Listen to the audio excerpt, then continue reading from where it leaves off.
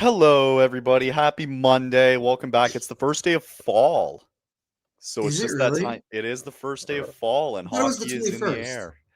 No, it's No, today. it's It's today. today. Okay. It's Yeah. today. Yeah, first day of fall for us. Yeah, it's beautiful day here, September 22nd. Hockey is officially back. We got Yeah. baseball playoffs around the corner. We had some football I games just forgot. yesterday. That's like we're in the last week of the baseball season, Last aren't week we? of baseball, my Blue Jays clinched a playoff berth yesterday and are trying to cling on to the AL East.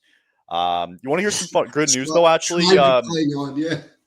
so you'll like this. Actually, Yep. CFL Canadian Football League commissioner is going to make a major announcement today at 1 o'clock Eastern. So in about 45 minutes is what We're I'm hearing. gonna, I don't know. Now, like you wondered, Should like, we oh, stay major on? Should we announcement. stay on and talk about it? No. No, I know. We have a short. Today's a short episode today, folks, because we don't have a whole Yeah. lot to I'm curious talk what he's about. going to say, but I'm excited to see because I really want it's funny, like I'm not a big baseball guy, but the Uh-huh. last month or so I've been like, man, these Jays are playing well, and then they crapped the bed the other day losing 20-1 thanks to Max Scherzer. Well, wasn't that the day after they clinched? No, so they clinched yesterday. They won They clinched yesterday and yesterday. clinched. Okay, it was yesterday. But like so the formula is with 6 to 8 games to go, they have a 2-game lead on the Yankees, but it's 3 because of the tiebreaker. They hold the tiebreaker. Right, and So yeah. 4 games, and if they win their last four of their last 6 games, they clinch the AL East, and there's nothing the Yankees can do about it. And the Sure. Yankees would also have to go 6-0 here to win the division, and then the Yeah, Jays and would have to that's like fall off. right. So I So think I would say it's most likely the Blue Jays are going to win the division and probably get that bye. And I think the Yankees are going to end up playing the Red Sox in the wild card round, which I mean for baseball that's people, huge. like that's great. It's Like, huge. right. Yeah, But it's interesting. So like so if bro, I'm those reading Mariners this, scare me, man. Those Seattle Mariners are so scary. eh, no, I'm this is scared of just them. every year for them. So I'm reading the schedule correctly. The Blue Jays have a 3-game set starting tomorrow at home against the Red Sox, and then a Yep. 3-game series at home against Tampa. Yep. So those are 2 winnable series. I would worry a little bit about the Red Sox series, only because the Red Sox, I think, are still trying to maybe find a way to They have to clinch. pass They're the not. Yankees. Right. Yeah, they haven't even clinched Because yet. They're only a game up or 2 on the team on the outside looking in, which is the oh yeah. Astros. I think right now they're not even in a playoff spot anymore. The Astros right now it's funny. It seems like every other day they're back in first place or then they get passed again. Yeah, The Yankees, and then for people here really quickly, the Yankees have the White Sox I know. And then the at Orioles. home, and then Yeah. they have the Orioles at home. So So like I don't think I don't see them going 6-0. So the that's my Yankee, I only see them hat to hang going on like there. either 5-1 or 4-2 Sure. down the So stretch. Just because the Yankees are always due in every series to have like a shit game where they just like blow it up. don't put up any runs, and I think for everybody it's like it's this is such a weird week, but I think it's good that so many teams have not clinched yet because you enter It's into exciting. playoff mode. No, you enter into playoff mode already. Oh yeah. And you're like, all right, now we gotta we Time to gotta go. lock in here. Every game is a must win, this, that, and the other thing. I think the real interesting part, Kyle, is this, and this will be the last baseball thing I'll mention, is the NL wild card is fascinating. Oh, it is. Have the Mets, the Reds, San Francisco, Arizona's It's still close. in it. They're all within a game or 2 of It'll each other. come down to the last day in that one. Maybe we'll have a game 163 like we did like 10 years ago. Maybe. So we go from talking about playoffs to now talking about preseason because that's it officially got underway for our Flames yesterday as they had a split squad game against the Oilers, and some good and bad Yeah, came out of it. It's not necessarily about the wins and losses here. Just more about looking at the players. And I thought what was interesting, the one intriguing storyline for me going into the split squad game yesterday was the fact that they put Matt Begradine on the top line or on the top power play unit as yeah, well too to see how he was going to fare. And he had some good moments. He didn't have a great moment when he backhanded it into the middle of the ice and fed it to one of the Oilers players for the second goal of the night, which wasn't yeah. great. I thought that was stupid on his part, but whatever. I mean, like if you look at the dome here for a second, and then we'll talk about the one in Edmonton. The one in the dome where they lost 3-0, Devin Cooley was in net. Yeah, it wasn't that great considering that Gradine had the ugly turnover. You can't really put that on Cooley. That's all on Gradine. Like, you can't be like, it's young rookie mistakes. Rookies are going to make Right. here in these games, and you're supposed to, right? So I think the three guys that I looked at were Suniev, Honzek, and Gradine, where all of them had good moments, but all of them did have bad moments too. So Gradine over, Honzek had a tough time there in terms of just kind of, getting through the neutral zone, and Suniev just had a tough time setting up offensively, just overall. So everyone had their good and bad moments at the Dome yesterday. I like the lineup pairings though, just to see like some of these younger guys get a chance. And I thought Devin Cooley was okay. Like he did turn away 26 of the 29 shots that were taken. Two of the, like one of them, I'm not really going to put on him, but other than that, I thought he was fine. Didn't really create a lot of things offensively. And then the other side of the coin, where the guys were all the way up in Edmonton there, Morgan Frost put on a show. He had 2 goals last night, so he looked good. I thought Battaglia looked pretty good last night too. Kuznetsov, I thought was a bit of he was okay. And then the one name we forgot about too, actually, in the Dome was Zane Parekh, who looked so comfortable last night. And he was setting up, despite losing 3-0, he was setting up some really good chances for our guys to score. And that's going to be interesting to watch going forward. Is Parex's your quarterback on the power play, and a lot of 5-on-5 chances where he's able to move, not necessarily at the blue line, but he's able to go down in the corner and create some plays. And, now you just need to find guys who are able to put it in the back of the net. So, maybe you stick him out there a lot with Coronado to see what that can be capable of, or Zari, or however that's going to work. But, overall, I mean, a lot of ups and downs, a lot of good things to take away, a lot of bad things to kind of take away there. So those were my kind of 2 cents. But Neil, what was your overall takeaway from the split squad games yesterday? I think the biggest thing that I kind of took away was the difference between the pipes. You mentioned Devin Cooley playing in the Dome, and then Proseptov was in net for the Flames in the win over Edmonton in Edmonton, and I thought he actually played really well. I didn't think Devin Cooley played poorly in the 3-0 loss, but I think there were a couple times where he was a bit out of position and he looked a little bit more shaky. And I know that that's kind of one of the things we were talking about in terms of like the question marks going into training camp was like, who's going to end up truly being the number 2 guy behind Wolf. And I think obviously Devin Cooley would have liked to have had a bit of a better performance overall, but I think still 26 of 20. What did he give it? Did he give up all 3 goals? I'm trying to remember. He did. All 3 goals. So 26 of 29. That's still not terrible. I don't think he got a whole lot of support in front of him, but nonetheless, I think that was something that stood out to me. I do agree that I think Kuznetsov could have been a bit more aggressive. He was just kind of there in a lot of situations, but I think Morgan Frost definitely, he put on a show and he was very impressive. If he can translate that into the regular season, that's going to go a long way in terms of depth scoring and just being able to have that extra oomph of offense going to. And it's another, kind of prove it year for Morgan Frost, right? This is his first full season now in Calgary after coming over from Philadelphia. And it's like, kind of time to really show, like, are you going to be a part of this team long term? Are you going to be like one of those guys that we can count on to help provide there? I think one guy, though, he didn't get on the score sheet, but you know who I thought played well in the game in Edmonton? Adam Klapka.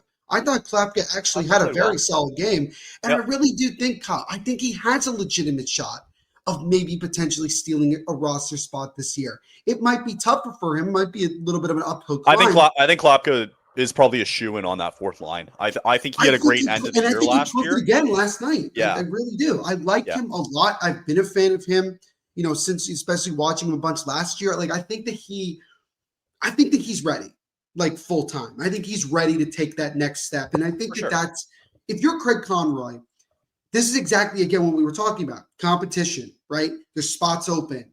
And a lot of the times you're getting the best out of these guys because they want to make that roster. And that's really what you take away. And like you mentioned, Zane Parekh, I mean, I would be really surprised, Kyle, if he's not on this team come opening day, because he looked he looked like he had been there for years. He looked like nothing was bugging him. He looked great. They kept pairing him up with Jake Bean, which I thought was interesting. Like, they continue to pair him up, which isn't necessarily great for Braden Pahal. right? They don't really like. I mean, they want to like he is kind of your stay-at-home defenseman there with Jake Bean, so I kind of Sure. understand that. And you wanted to see more of an offensive output there from Parak. Um, yeah, like I would imagine like it throws a wrench in though a little bit because it does kind of force Braden Bahal to kind of fight for a roster spot all of a sudden. They did. The weird thing is they signed him to an extension last year too. Hmm. To I believe it was a 2-year deal that they signed him to an extension. So you wonder like, does Parekh find a way on it? Does he replace it over a guy like Jake Bean? And are you willing to put a guy like Zane just sitting there in the bottom 5-6 slot there on defense and not really give him a top 4 role? Because I don't Sure. think that's like, I just don't think that that's going to complement necessarily well. Like, if I'm putting Zane up there, like I want to put him with the best, like I want to put I him there with agree. Mackenzie Weegar. I want to put him up there, even with Anderson being short term. Like I want to see him up there with those guys.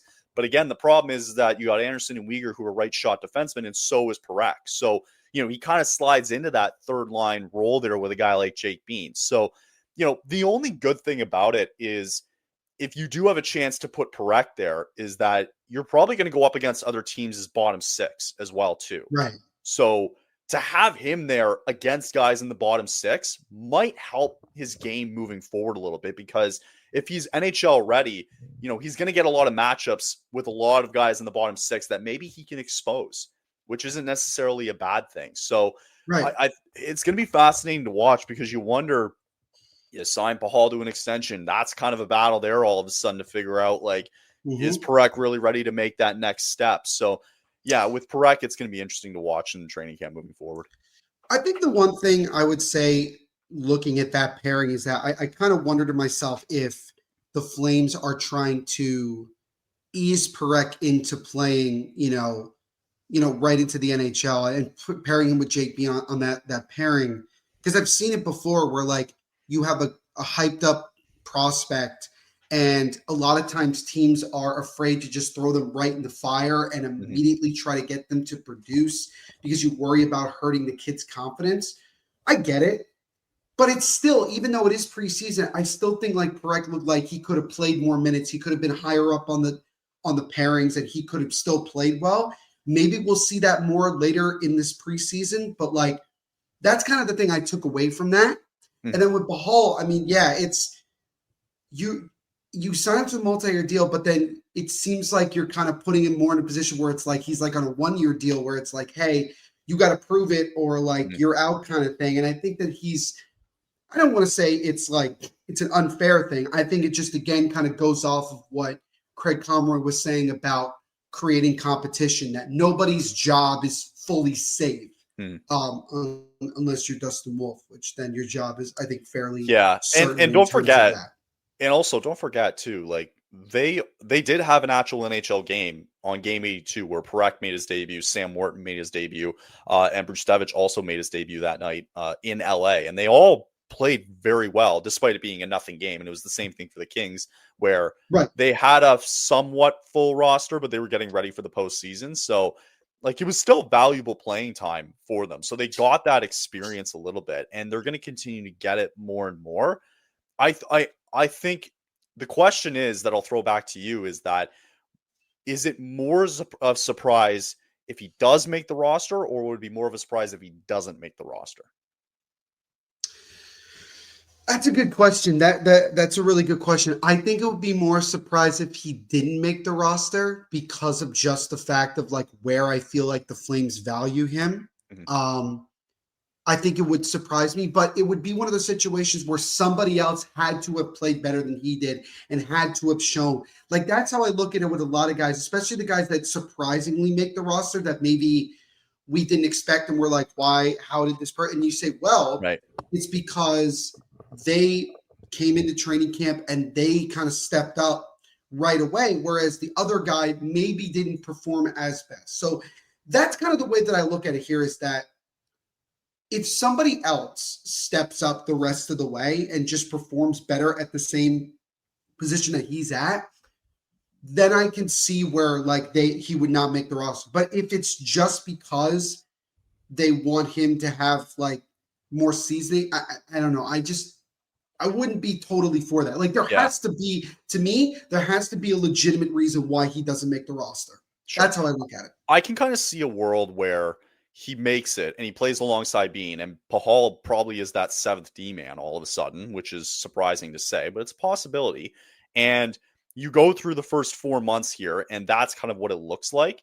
Mm-hmm. And then it turns into, you find a deal for Anderson, he's out the door, and now he incorporates himself into that top 4 pairing where Paul slides into that 6th slot. Exactly. And you're going to have Parekh sitting there with either Kevin Ball or Joel Hanley, and I believe it would probably be Kevin Ball at that point. So I can kind of envision it going that way for the Flames defense. Sure. Yeah. And it might happen sooner, especially if an Anderson deal happens before. Like, again, we don't know when that trade is going to happen. We know it's going to happen. We've talked about it ad nauseum. It's more of now, when is that going to happen? And right now, nobody's making deals with anybody. No, you won't hear anything. Yeah, it's not going to be until probably December, January that you're not going to see. Yeah, I would say that's the earliest. And don't be surprised, and I think this is general in the NHL, with the Olympics coming up this year, don't be surprised if a lot of trades happen right before that happens. Yeah, that's a good point. Because I think a lot of teams are going to want to establish things and get new guys who are going to be on the team acclimated while the Olympics are going on. So that's the way that I kind of look at it with the deadline being on March 6th too. Exactly. But going back to just real quick, like with the split squad stuff, I really, really am fascinated to see more of, I want to see more of with the training, with the preseason games coming up here with Bruchewitz, I want to see more of. And I also want to see a little bit more Sam Morton. I don't think he would really show. I saw a lot of Suniev last night. I saw a lot of Honzek who did have some good moments, but that's a guy I expect to play better as training camp and preseason goes along. I expect Honzek to be better considering he put on 15 pounds of weight and he wants to be that bigger presence and to kind of take into that center role position. So I'm curious to see kind of how these youngsters, like, again, you're going to continue making mistakes. And then you mentioned the goaltending battle. I think it's Provostev's battle to lose, to be honest. I think Cooley, especially after last night. Yeah, I agree. Yeah, and again, I'm not really saying I'm putting it on Cooley, but I think they brought in Provostev for the purpose of him being the backup goaltender. And again, you're probably getting 20 games, give or take. Yeah, 20-25, I think is a fair range. Yeah. So that does bring us, because we didn't necessarily talk about this at all. But it happened last week. Yeah, it did. What did it happen the day after we did an episode? I think it was like 2 days afterwards, something like that. Yeah. And it's we're gonna get into it. we're gonna get into it. Let's take a bit of a break here real quick. We'll do a quick ad read, and then we'll come back on the other side. We'll talk about our favorite captain, and then we'll discuss all the fun things that go along with that. But it is your season and your shot. The NFL season is rolling, and every touchdown can bring you closer to a payout with DraftKings Pick 6. I totally have the wrong one up. Well, football is back, so that's a good thing. And so is your shot at big wins with Pick 6 at DraftKings, the official daily fantasy partner of the NFL. Your game day instincts can score you real money fast. Here's the play. Just pick more or less or two players up from the player stats, from breakout rookies to elite quarterbacks, and unlock the upside from every snap that brings. And the better your calls, the bigger the payout. We're not going to talk about that Giants game last night. And here's the kickoff bonus. New DraftKings customers can get $50 in bonus picks with just a $5 entry on your first Pick 6 set. The season player, pick your player instincts. And download the DraftKings Pick 6 app now and use code THPN. That's code THPN for just $5 to get $50 in Pick 6 bonus picks. You can make the call, ride the upside. It's in partnership with DraftKings Pick 6. The crown is yours. If you have a gambling problem, you can call 1-800-GAMBLER. Help is available for problem gambling. Call 888-789-7777 or visit ccpg.org in Connecticut, and must be 18 plus. Age and eligibility restrictions required. All right. So we did see it last week. And I've got both sides to this, because my wave of emotions went from here to here, and I'll explain what that means in a minute. But Neil broke it to me last week before I even got a chance to see it on the news. The captain is back on a 2-year extension, a $6.5 million deal. That works out to be, I believe, a $3.25 million extension for Michael Backlund here. Just some quick tidbits on him. He has served his entire 17-year career in Calgary. His deal begins after this year. So discuss it a little bit more here as well. Craig Conroy and Michael Backlund apparently 3 weeks ago already had something in place, and quote it, "We love Calgary and this is our home. We're really proud to get to represent the team for 3 more years and be a part of the new arena and part of the leadership group that's going to hopefully push this team in the right direction." So we're super excited. Once we got back from Sweden, this was from Backlund, he made a casual call with Conroy if they can believe to get it done. And one day after practice, he called him and told him, "I want to stay," and he wants to get it done. So last year, he did have 15 goals and 17 assists for the Flames for the 36-year-old. He is entering the last year of his 2-year deal at $9 million at a $4.5 million AAV, which he signed back in September of 2023. So again, he's played his entire 17-year career. He's currently second in games. He will probably eventually pass Jarome Iginla at some point in games. He is 7th in points, 6th in goals, believe it or not. And he's also he's second in the shorthanded goals department with 18 and 41 in shorthanded points. So I'm going to kick it off here. So I love the image of, like, if you can't see it, for those of you not listening and seeing, the unicorn on the bottom right. Hilarious. It's just weird to look at. But really quickly, Kyle, I just want to mention just a little bit of a roster update for the Flames. They just announced this about 15 minutes ago.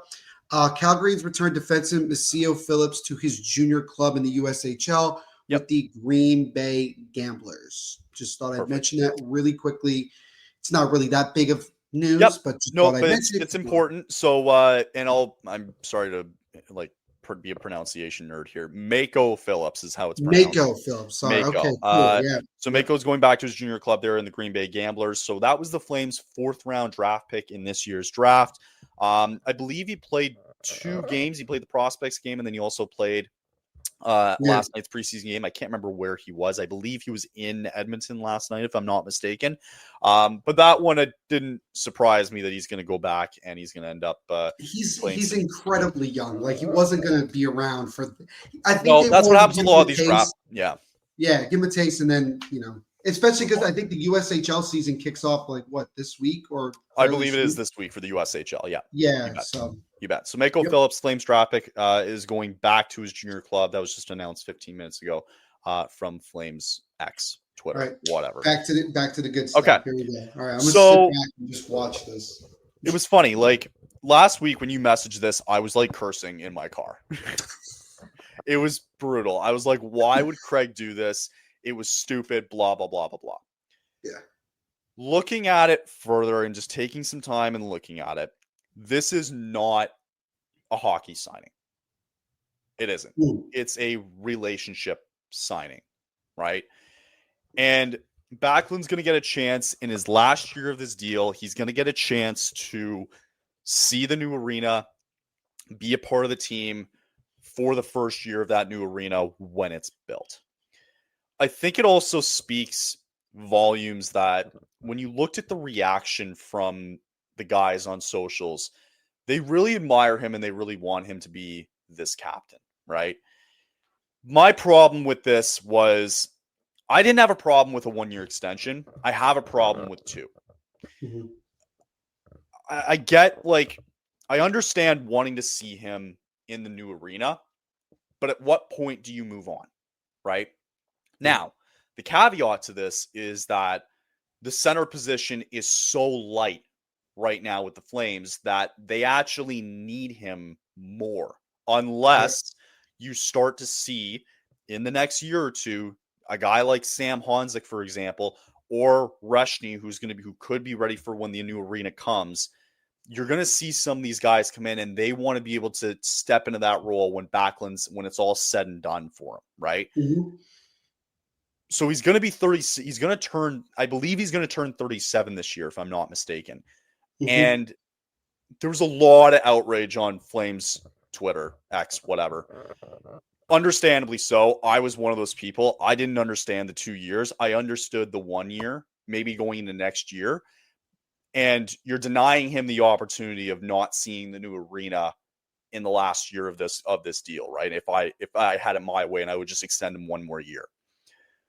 The big issue that I have with this is you're going into the season not knowing what his production output is going to be. Mm-hmm. And at what point, as an organization for Craig Conroy, are you more or less looking to win? Why are you? I get the 17 years of service. You know, I understand all that, but you don't owe him anything. Not really. The guy is, it's been a good standing relationship for 17 years, but at what point do you have to tell yourself it's time to move on? There's got to be where's the line in the middle to say that we've got to move on from this? So I understand it's a loyalty factor. It's a loyalty signing. I get it. And their center position is pretty ridiculous. But I would be okay with this if we went into the year and his production matched what he did last year. 15 goals and 17 assists was what he had last year. If he's able to match that, I can sit back and go, all right, maybe he does deserve it, because then it'll allow these guys to be ready for when the new arena comes in, when they truly want to compete and be ready, right? Mm-hmm. But you're running the risk of these next 2 years. Like, what if this production all of a sudden falls off? Like, he's going to be a good fourth line center, like, which is what you want and which is where he's going to be, right? But outside of him being that locker room presence as the leader, you know, you have to be a leader on and off the ice, you know? And I see it off the ice. It's just when the time that this deal is done, like, is it going to be time to give the reins to a guy like Mackenzie Weegar? Mm-hmm. So I think there's good and bad to take away from this. I'm more or less, I didn't understand the rush from it, right? And Backlund, with the quotes that you read here, he kind of put the pressure on Conroy a little bit, saying, hey, like, I really want to get this done.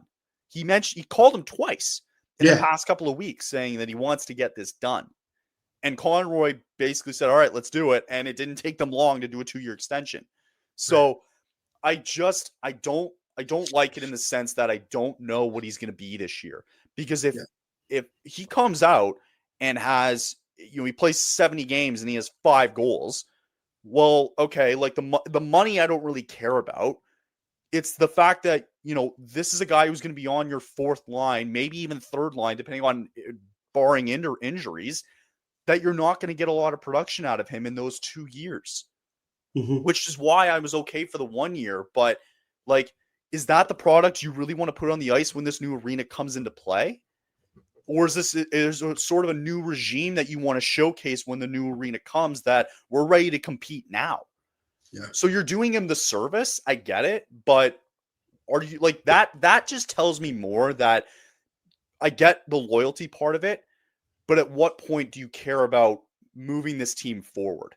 Yeah. So listen, and maybe in the last year of his deal, they decide to move on from him. I don't know. He probably won't play the whole year if he wants to go win a cup somewhere else. So he might play half the year with the team. But it just bothers me that Backlund lets a guy like Conroy have this much influence when we haven't even seen his production yet this year. And I love Backlund. I've got nothing against Backlund. Love the fact he's been here for 17 years. I've loved every year that Backlund's been here, and I'm going to love him for the next 3 years now. That won't change, and I know for fans it won't change either, but at what point do you start caring about the fact that you want to move this team forward? So I like it for 2 years. I really don't like it for the third. I'm happy for him. I'm happy for his family. I'm really happy that he's sticking around in Calgary, and I like the fact that he got an extension. Ultimately, I just don't like the fact that it's 2 years and not 1.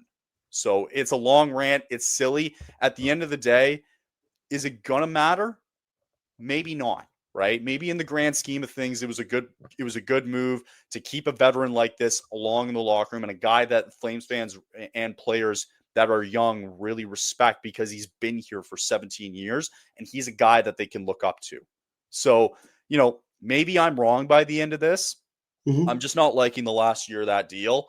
And, you know, they give him a chance to play in the new arena. I get it, but you haven't even seen his production yet this year. And if it falls off, like it's going to be a bad year for Backlund, Well, now you got him sticking. Now you have to stick him around for the next 2 years because you can't can him because it's going to hurt your reputation. Because what's that going to say to you all of a Yeah. sudden as a representative of the organization? So Mhm. that's my rant. I'd like to hear your thoughts on it. Couple things I just want to mention. The 5 years between 2015 and 16 and 2019-20, Backlund was averaging, give or take, about 45, 46 points a year, Which is great. which is great, right?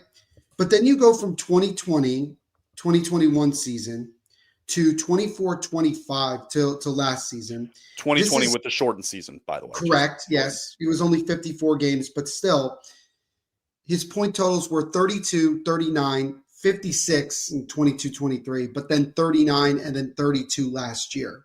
Sure. It's already obvious that his skills are declining because, again, Father Time is undefeated in many regards. But the 30-point average, though, like the fact that he's still able to get over 30 points is good. Sure. Does it go below 30 this year? Like, is Right. that Well, what's going to happen? And that's the thing, right? If you extended him another year and he has this year and next year, okay, you can, fine.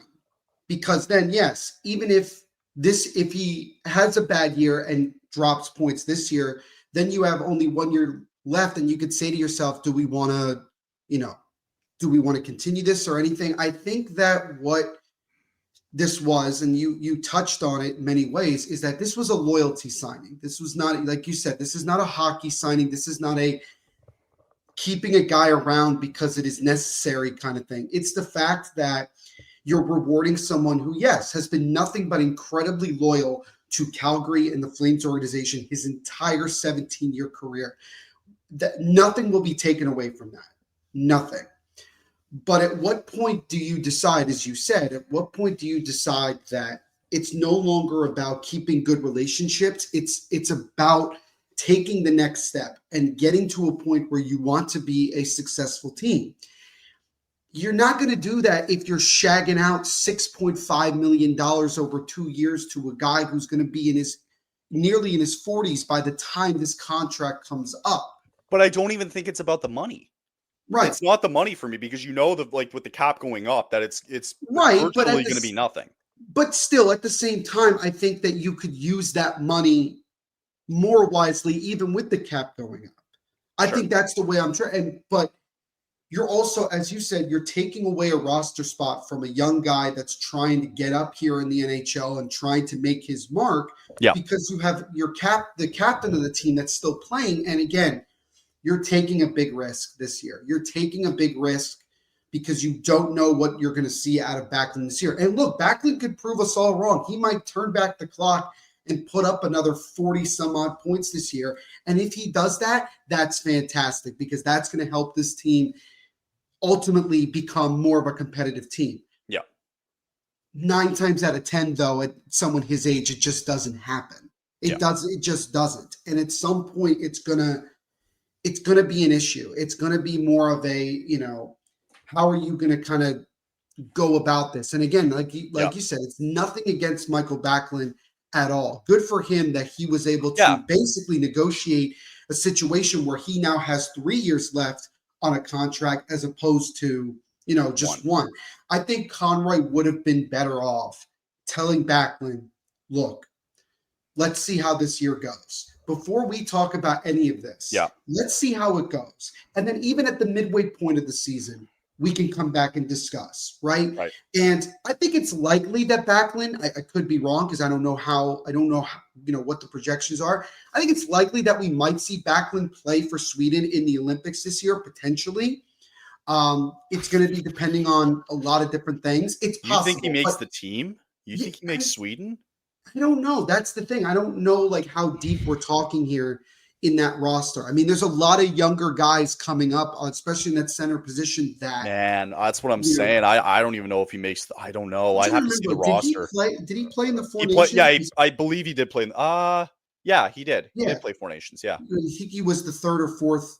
Yeah, line I think he played Four Nations. I know Anderson did actually. And I'm not saying it's going to be interesting, but that's a discussion for another time because we got a lot of time before that and that. But I think Yeah, like you and I had talked about it last week about we were talking about Backlund and we were basically saying that like if he gets a 1 year deal, if it was like 1 year at 3.5, I'm fine with it.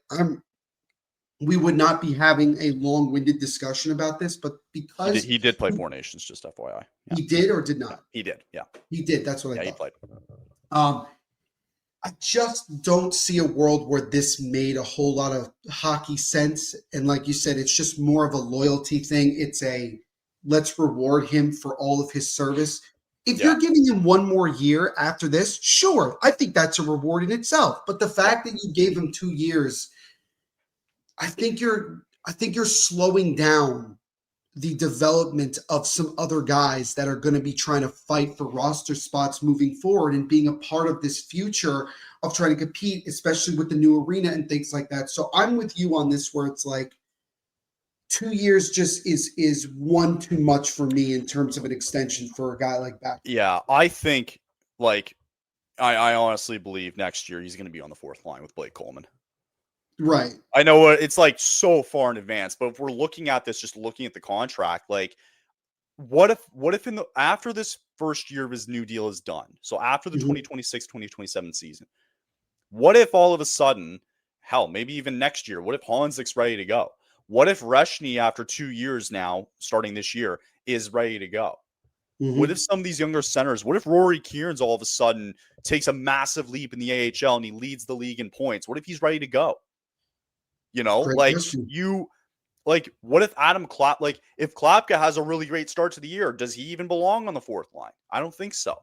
At some point, he's going to be like for me, like I've always liked the idea and the identity of the fourth line to be like a rough him up, like, tough guy fourth line. That's just my mentality. And whether it's right or wrong, like you have to go with the identity of your team a little bit, because Sure. I know with the mentality last year, or at least with the offense, is that they were rolling all four lines and there was no 1, 2, 3, 4, right? They were rolling all four and they wanted to see what worked. So like, to me, he ends up on the fourth line next year. I can see him like this year, like he's going to play another year with Coleman on the third line, and I don't have a problem with that. But I think like the only way this works is that he plays on this fourth line with Blake Coleman and whoever they want to put on the left side. I don't even know if Lomberg is going to be there because his contract ends this year. So that's why, like, yes, like I want to sign Backlund. I want to see how it goes, maybe do a 1-year extension or whatnot. But I don't know what I'm getting from him this year. You know what you're getting from him in the past, but I still just want to see what I'm getting, right? And if he just belongs on the fourth line, then fine. Like it's okay to put him on the fourth line because at least he can match up with some of these other fourth liners really well. And he's going to be sitting that back there with Blake Coleman and whoever they're on the left wing. So the identity, and again, this is looking really far in advance here into next year, right? If we're looking ahead at this contract, that tells me that there's going to be a whole new makeup on that third line. Because you're going to have Morgan Frost sitting on the second line center if it all works out that way. And if Kadri's still on the top line center next year, right?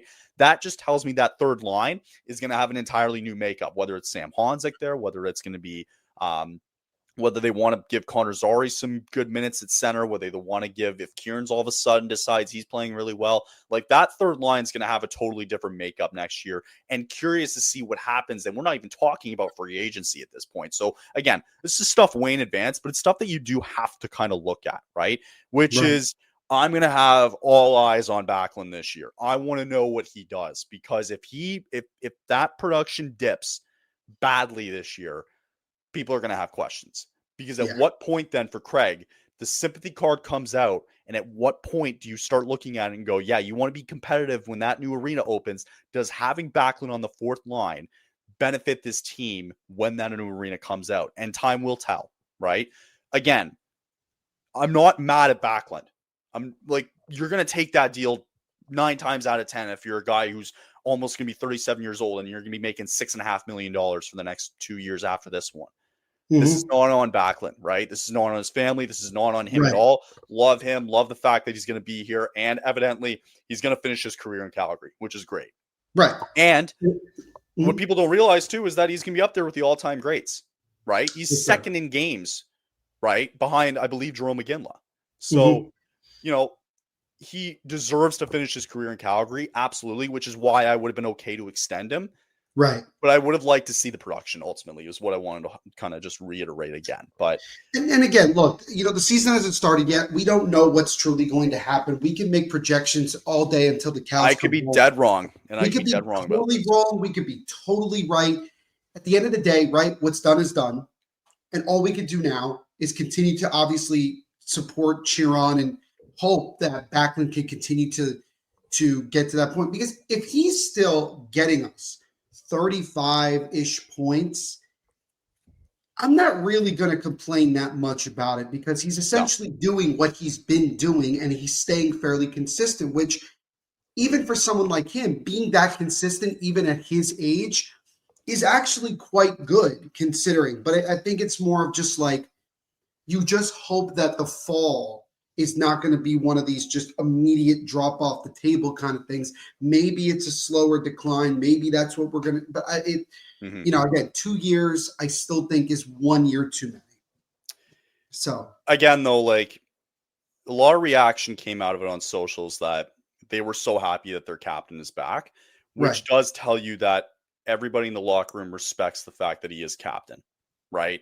And I think being there for the last 17 years, I think till the end of his career, I think he does deserve to be captain. Don't get me wrong. Absolutely, he does. And I think Weegar's right there with the assistant captaincy. And I like the fact that Kadri has the assistant captaincy as well, too. I would just like it for the new regime to have a new face, and it needs to be Weegar. And, maybe he doesn't finish his career in Calgary. Maybe he doesn't. Maybe things change, man. Things can change in a long time between now and 2 years from now. So, anyway, I know what people are feeling on socials too. I understand that, but I would have liked to see production this year, and we're going to see it. Yep. We're going to see all the production this year. So there you go. All right. That's it for us here. Split squad games were done yesterday. Congrats on Backlund getting the extension that he got. And we got some more training camp this week, couple more preseason games to go. And we'll wrap around next Monday for the review of all that, as we're going to start to see more and more guys getting cut from the roster, going back to junior, going back to the NCAA, which is going to be fascinating to watch this year. So good stuff as always, Neil. Sorry you weren't in Vegas today. That's shit. Yeah, no, I'm not in Vegas. I don't know if anybody noticed that or not. I'm not, but it's all good. It's all good. Beauty. Yeah. Just awesome. TSA can be in trouble sometimes. Let's just put it that way. Love TSA. All right. Sounds good. We'll wrap it up, and hope everybody has a good rest of the week. Good first week of fall coming up here. Enjoy some preseason hockey, and we'll chat next Monday, guys. Let me go check out what the CFL announcement is now. I'm actually quite curious. All right. Chat to you later, guys.